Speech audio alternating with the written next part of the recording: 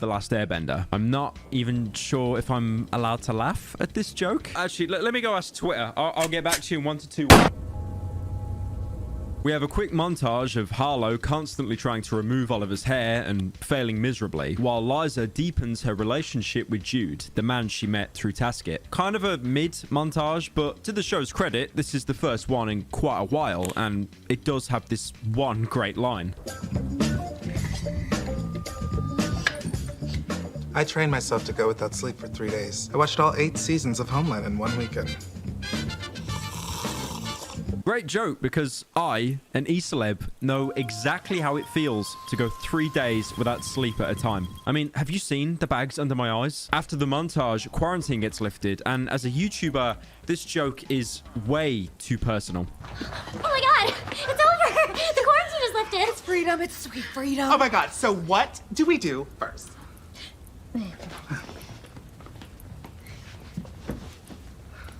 This is actually the best episode so far. We've had like 3 jokes that have actually landed. Like this is a Guinness World Record or something, surely. Liza returns to Jude's house, worried that now quarantine is over, he'll lose all interest knowing that there's other girls that he can start talking to. But lucky for her, he has no idea, as he's been too busy writing letters for orphans. So she keeps the lie going by not telling him everyone can leave the house now. So it's safe to assume, for convenience, this guy never ever looks out the window, you know, to see all the people day walking. We then cut to Harlow, who for some reason is having a dream that she's in a news report regarding her being patient 0 of the lice outbreak. I wouldn't have really included this bit in the video at all because it's so pointless and it doesn't go anywhere, but how left field this news anchor's joke is, it kills me. And this time we've traced it back to patient 0.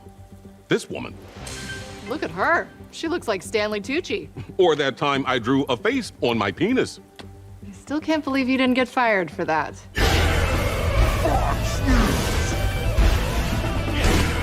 It's like they hired 2 people off Fiverr and said, okay, be funny. Here's $10. Liza meets with Jude again and is trying to keep the lie going by lying about anyone being outside, doing the loud equals funny bit when an ice cream truck passes by. People or cars, planes, but there's this cloud, and it looks like Peppa Pig, but her legs are longer, and she's wearing a hat, and it looks like an Abraham Lincoln hat, but it's rounded at the top, and has sequins, and that's it. It's just a normal-looking cloud. It's not very good. If anything, it just reminds me of PewDiePie playing Amnesia. Oh no. Jude then invites Liza in, and to be fair, it's meant to be a cul-de-sac, so it makes sense why the street's quiet. Only 2 seconds later, the street is then packed with people. Maybe they all just spawned in when both of them looked away. I have no idea. But Jude isn't happy that he's been duped and breaks it off with Liza. How could I possibly ever trust you again? I'm sorry. Goodbye.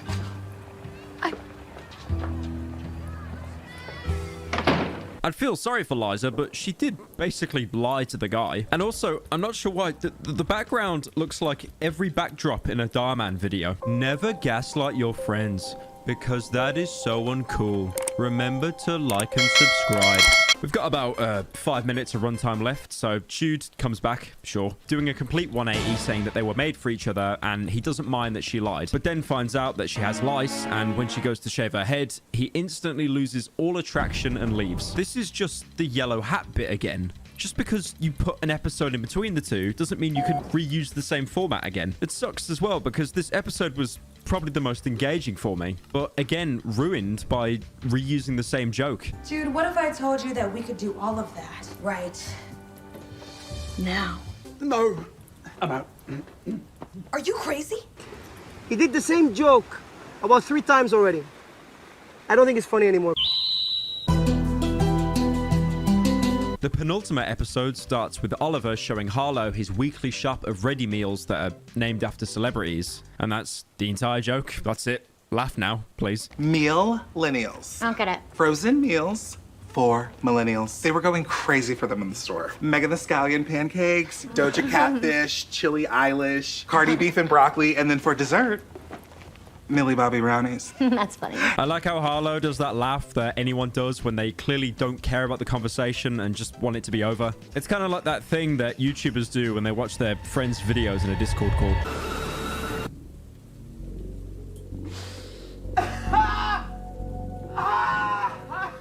The setting for this episode is the group opening mail to see that all their old friends are getting married, putting them in this awkward spot because they're all still single and living as roommates. Honestly, with housing prices as they are, most kids are probably going to be living with their parents until 30, so this episode will probably be socially acceptable this time next year. It means our 20s are over.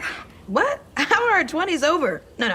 I have 5 years left. Liza, it's the beginning of the end. Yeah. This is actually a genius bit because I think everyone in their 20s uses this cope. I'm not 24. I'm 20 plus 3 years. Also, I'm going to sound like a psychopath. Does anyone do that thing where they look up celebrities that are slightly older than them and think that they have like that amount of year difference to sort their life out? No, all right. Yep, I'm a psychopath. We cut to a month later, which removes all the filler and jumps straight to before the friends' wedding, with Harlow, Oliver, and Liza all in maximum cope, doing pointless things and tricking themselves into thinking it helps advance their life. I, got engaged! To who? To him!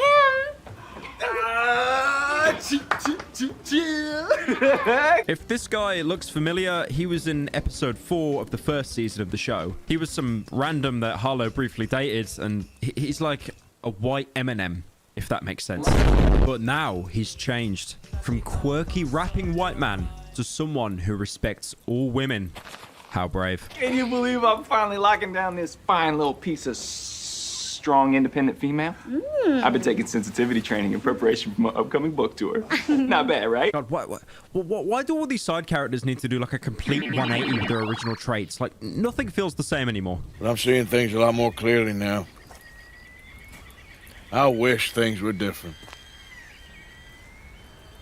But it weren't us who changed. This sends Liza into a panic because the worst thing anyone can ever experience is something good happening to someone that isn't you. So she tries to stop them from leaving by buying a bunch of donuts that no one else wants. Sweet and filled with custard. You want one? I wish, but I have to save all of my calories for Betty. To make matters worse, Liza's apartment is now for sale because the landlord knows that she can't afford to pay rent on her own without Harlow and Oliver. Yeah, I mean, since, Harlow and Oliver, they're going to be moving out, I figure you're going to be leaving too. Oh, unless you can pay for this place all by yourself. I'm joking, of course. Maybe you should try getting a job. As a last-ditch attempt, Liza tries to distract Harlow and Oliver so much, it puts their entire life on hold, so they see no point in going on with their future plans, and they all just go back as roommates. But this doesn't work. As Oliver explains, he has a house letting and Harlow just pretends to be on her phone for some reason. Liza tries to take the group back to their original roots via buying a rundown car and taking them camping in the countryside. Once you get those shoes off and walk through the grass barefoot, you'll never want to go back to the city. Oh, I don't do barefoot. There are spies everywhere waiting to put these pretty little slabs on WikiFeet. I actually had no idea WikiFeet was a website. I mean, I've heard of it. I'm just amazed that as a complete degenerate, I never knew that that website was actually real. Didn't the website say private bathroom? Maybe they mean private as in it's inside. Check it out. That's why they call it European style. Because everybody can see European.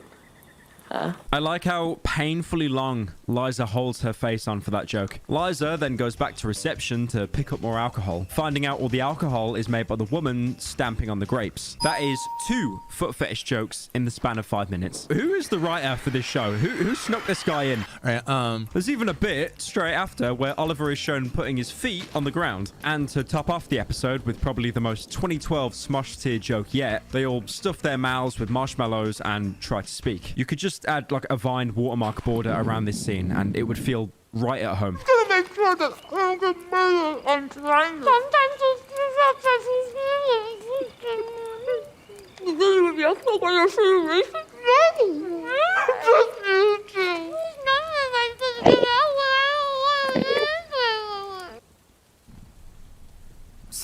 Bars, homie. Alternatively, you could label this entire scene YouTube having a team meeting explaining why they have to hide public dislikes. They all realize that they're better off together and growing up as fully functioning adults is way too scary for them, so pretty much like every other episode, nothing else changes and the group are no different from when they left off. Check out the back. Oh my god! The final episode strangely enough, starts with a recap of the previous episode. Previously on The Walking Dead. So this is technically a two-parter. Strange because no Liza episode has continuity apart from season 1 ending with Liza getting the elite tasket status. But at the start of this episode, Harlow and Oliver still actually want to go to the friend's wedding. Wait, this is character development in Liza on Demand? For once, an episode that doesn't end in collective retrograde amnesia. Liza is still trying to delay the others from going to the wedding, and she makes this really weird analogy to smoking. Yeah, I said it. You're the Smokey Bear of friends. Smokey doesn't set fires, he prevents them. That doesn't make any sense. His name is Smokey because he's always smoking cigarettes in the forest and burning them down. After that joke, I think it was a joke, Liza tries to get her car started by a mechanic named Lance. For some reason, it just reminds me of Lance Vance from Vice City. This is the last dance for Lance Vance. Meanwhile, Oliver and Harlow are getting ready for the wedding, but Oliver tries to suck up to Harlow, hoping that when she gets married, he'll be put as the best man. Right by your side. The wind beneath your wings. Liza is at the truck station with Lance, thinking of a way to write a wedding speech so she can crash the party. Kind of like that one Black Mirror episode with the funny ratings, but with about 1/10 of the budget, which leads to this very odd joke. May I suggest a quote, maybe from a song? That's a nice idea. What's that, cross stitch? Yeah, it helps pass the time. Plus, it keeps me calm. Was the joke that he has like repressed anger or something? It's almost like Liza herself had no idea how to respond to that joke. Just this awkward pose like he's gonna kill her or something. We cut back to Oliver and Harlow, the former kissing so much ass that in the space of 30 seconds has already pretty much brainwashed Harlow into thinking he's perfect to be her best man. Oh, you're out of spa water. You know how grumpy your skin gets when you're dehydrated. Here, let me. Oh, you know me so well. Thanks. Now, I'm not gonna lie here, for a finale, this episode kind of sucks. You can tell throughout the series there's been a huge budget cut, as pretty much all episodes from season 1 and 2 had these outdoor locations with loads of extras. But for the most part, it's been Harlow, Oliver, and Liza inside the apartment. And this episode, unfortunately, is probably the weakest. I'd go through it step by step like the other episodes, but there's nothing of substance here for the first and second act. Oliver tries to get Harlow to pick him as the best man by kissing up to her about 5 times, but he's always cut short when she remembers someone else. Liza has to put up with Lance having some weird obsession with One Direction and wanting to kidnap them and reunite them because they all split off from each other years ago. I don't mind these ideas, it's just they repeat the same joke over and over with the same punchline. That sounds like a you problem. Eventually, Liza does turn up to the wedding, but it's already over. How convenient by not having to pay for more than 3 extras. Liza is quickly followed by Harlow and Oliver, only coming because they were both baited by Liza with promises of like free bags and stuff. She does a big speech in front of them, which feels like every Stan speech in South Park. Look, you're going to have the best time in Paris, and I can't wait to visit you. And I'm so happy that you and Luke are getting married. Harlow, you're gonna be the most beautiful bride. So, let's raise a glass to endings and new beginnings. The speech check works with Harlow and Oliver apologizing for wanting to leave Liza.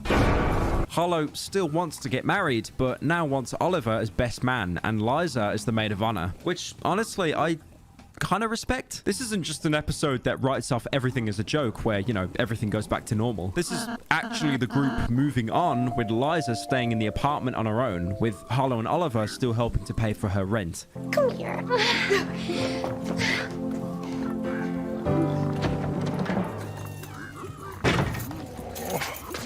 No! I'm not sure if there will be a season 4. Any sites I used to confirm it were labeled as pending or unconfirmed, so bullshit. The show isn't necessarily cancelled as of yet. For a send-off, this is incredibly mediocre, but as the opening to a new format, I'm totally down for it. Also, I respect the Breaking Bad reference at the end. I also can't believe you made these in an air fryer. I can't believe we have an air fryer. Clearly, you don't own an air fryer. The season concludes with Liza, Oliver, and Harlow now all working for Tasket to make ends meet in the short term. I just really hope they don't do the exact thing that they do in all the other seasons, where like it looks like there's going to be a big change, but everything goes back to normal. I mean, they wouldn't do that. I found this season to be kind of disappointing. It's definitely the weakest one so far. There's just not a lot of substance here. And the whole theme of Task It seems to be just thrown out the window until the very end. My main defense of season 2 was how, even though it wasn't as good as the first, it's harder to catch lightning in a bottle twice, especially when people know how your show's format works. But this felt a lot more rushed. I mean, there was a lot less budget, obviously, going from 10 episodes to 7. And I'm sure there were loads of other constraints, like the funny cough, and that wouldn't have helped. And I do want to say, these are people who genuinely seem to enjoy what they do. This isn't just a cheap cash grab for them. That's why Liza uploaded a video titled Dear Foot Fetishizers, where she dips her feet in jam to make a sandwich. In conclusion, this could be the end of Liza on Demand, and as much as I'll miss it and all the Teslas it's helped pay for, there was no puke joke this season. 0 out of 10.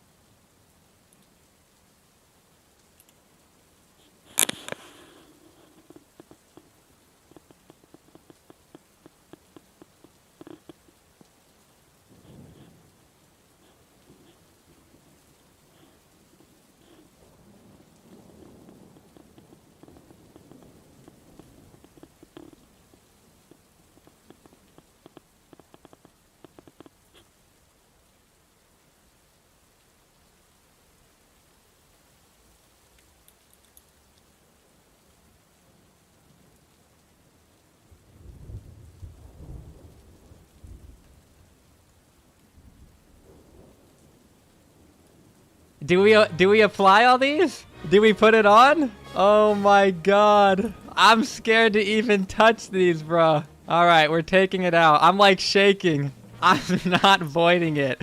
Shut up. I am not voiding it. We have to go in the order we got them, though. Was Shadow Warp the first one? Does anyone know for sure? I think I need to go back and check the clip to make sure. I think this should be the first one. Wait, Implosion. I think Implosion was the first one. Nope, Shadow Warp was second. Okay, Implosion was the first one. See? We all thought Shadow Warp was the first one, but it was, in fact, Implosion. Wait, what is that? What's that effect? It's the Mandela effect. Your childhood was a lie. Rage Train dropped Implosion before Shadow Warp. But everyone remembers Shadow Warp. Okay, well, here we go. The first one ever obtained for me. The first one ever applied. There we go. Implosion is on the Hyperion. The Shadow Warp, the second scroll ever obtained, which, by the way, this one was obtained on run number, I think, 37. So this one was obtained literally 600 plus runs ago. The gap between my second unique scroll and my third unique scroll was over 600 runs. There we go. Implosion and Shadow Warp on the Hyperion. But here we go. Wither Shield. The final one. Boom. Ability Wither Impact, baby. No cooldown. It's done. We got it.